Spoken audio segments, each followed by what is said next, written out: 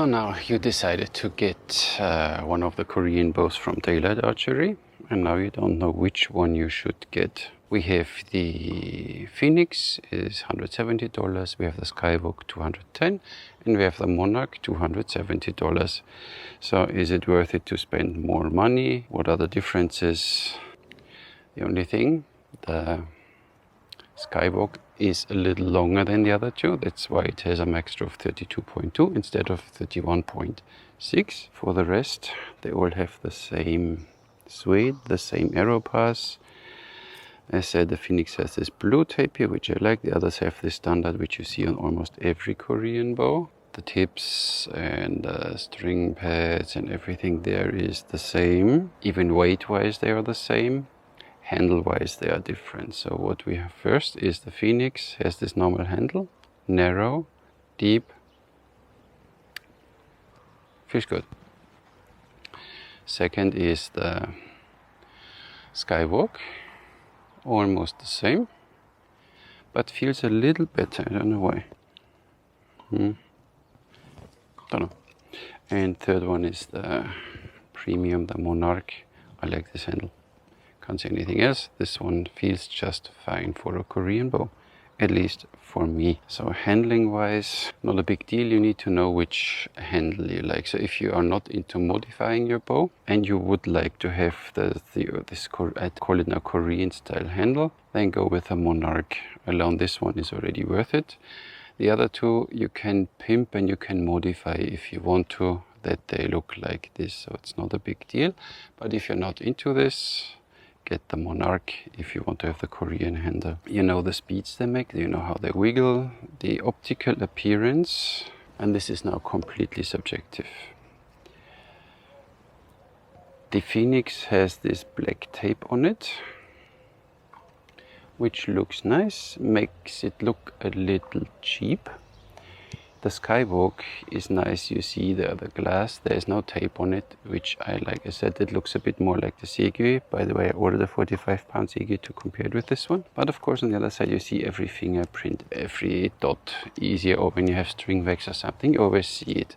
Here you don't see it so much, so maintenance wise the ones with the tape are easier to handle. Optically, it's simply the Skywalk. Look at them from the side.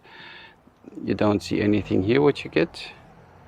Here you see the lamination, and with Monarq you have this, which I find a little ugly, this carbon looking goldish tape, and you don't see anything again. So from the appearance, for me the Skywalk looks the most premium of these three, but that's completely subjective and that's completely me. As you see, this is, if you hang them somewhere, everybody would think that the Skywalk is the most expensive one because it's shiny, it looks way more refined. This one you see on every fiberglass bow, they have this wrapping around and you don't know what you get. This one you see what you get. I shoot now one arrow each, then we see. So this is the entry level, $170. I shoot at 10 meters, I always shoot the same arrow weight. So our handle feels good. Bow draws up to there easy, the rest you need to force.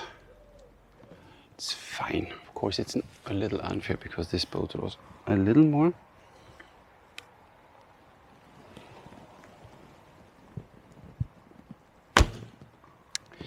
Here you have a little and Monarq.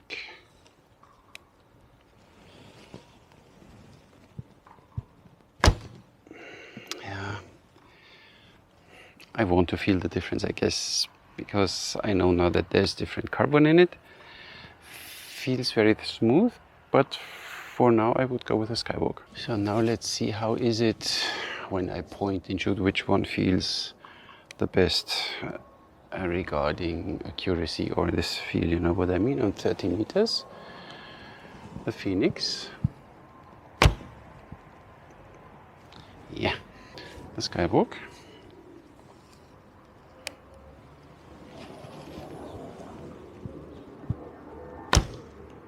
Yeah, feels better, but has a little vibration. and the Monarq.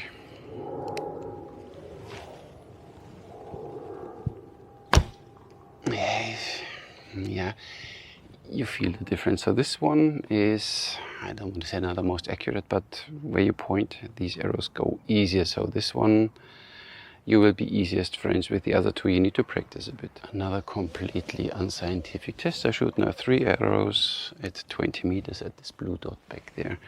Let's see how tight I can get a group with the Phoenix.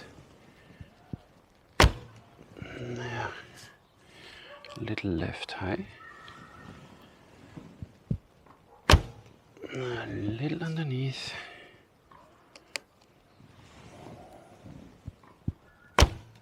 And a little underneath, so it's not too bad. You see, the first one went this too high, and the second two are that close to the blue dot. So the same with the Skywalk. 20 meters, let's see what it does. A bit to the left.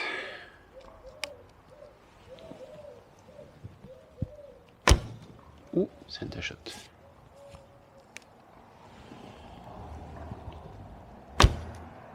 And a little up. So with this one, I shoot a little more accurate. And the same with the Monarq.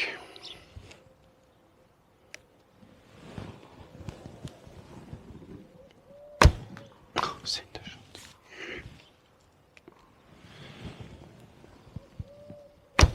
Center shot.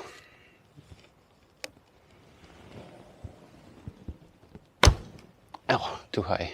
So I think that answers the questions, which is easier to get the arrows closer in a group. It's definitely the Monarq. And now, of course, the question, which one should you get? It really depends on your budget, or if you're just a beginner and it's your first bow, don't start with the Monarq, don't spend $270. You should start with a more lightweight bow, whatever, 25, 30 pounds.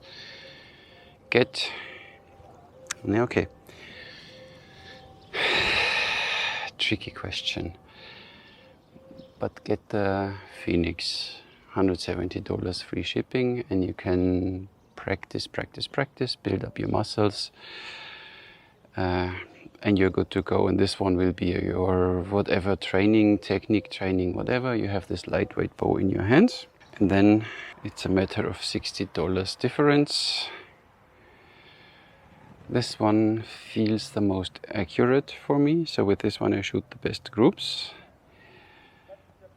But I tend to like the Skywalk a little more because of its appearance. It's a part for me too.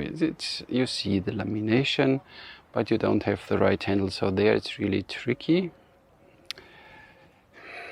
This is an unfortunate niche, but I think this is more an elegant bow. Like the Seagull, it's more like, I can't explain it. It's smooth, it's nice. This one is more, okay, I'm a weapon, I do what I have to do. As a second bow, get either the Skywalk or get directly the Monarq. I think you want, for the second bow, the Monarq. If you're looking for the best possible from Daylite, it's the Monarq. Definitely this carbon, different carbon does its job. It increases the speed and stability of the bow, and with this your accuracy in shooting. So this is the most trustworthy bow from Daylite, and it has a proper handle. If I would have to choose, I think, but it's because I have a lot of bows, so I don't need to get the best one of everything. I think I would go with the Skywalk in 50 inches, so I have a little more draw, a bit more reserve, so even up to 31 it feels good, draws nice. I can live with this handle, but I like how the bow looks like and how the bow performs. But it's my personal opinion. I, for myself, would not see the need to get the Phoenix. It's entry level, does everything you want, does it very good. Optically, you need to like it. So for me it would be the Skywalk, and if I would have no other bow ever, I would go with the Monarq. $270 free shipping. Still a very good price. that's all I have for you today, guys.